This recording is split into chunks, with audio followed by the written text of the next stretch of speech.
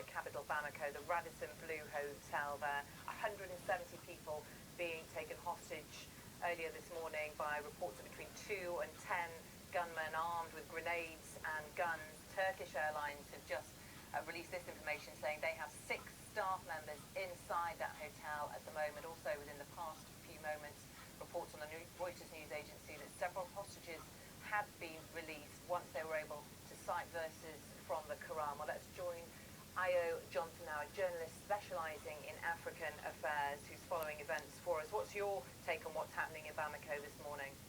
Samantha, I can tell you that it's very, very worrying. It clearly shows that Al-Qaeda, which has a very strong hold in northern part of Mali, working very closely with ISIL, no doubt, to be able to hit another soft target. We saw similarly an attack in Paris, and of course we're seeing this now, and we know already that when these hostages are taken in large numbers like they already are, the ramification and what comes next is very, very disappointing.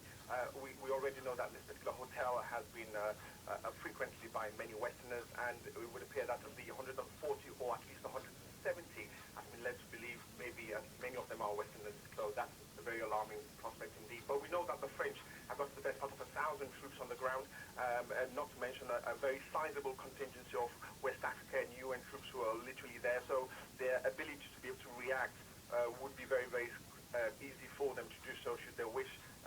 But we must admit that the Al-Qaeda, who has a very, very strong hold in northern part of Mali up until today, following a coup d'etat in 2011, which they were literally part of, that's where they were supported by Tuareg rebels, which are a local tribal group.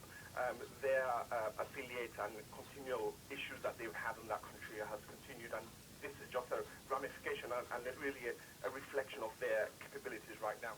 No one has claimed responsibility for this yet. We don't know who's behind it or what they want, but we do know, as you said, 1,000 French troops in the country. Mali has a colonial history of ties with France, of course, and also we know that Air France have said that their aircrew regularly stay in this hotel. We understand there are some of their aircrew in the hotel at the moment, and we think, certainly from reports on Twitter and on news agencies, that the hostage situation is taking place on the 7th floor.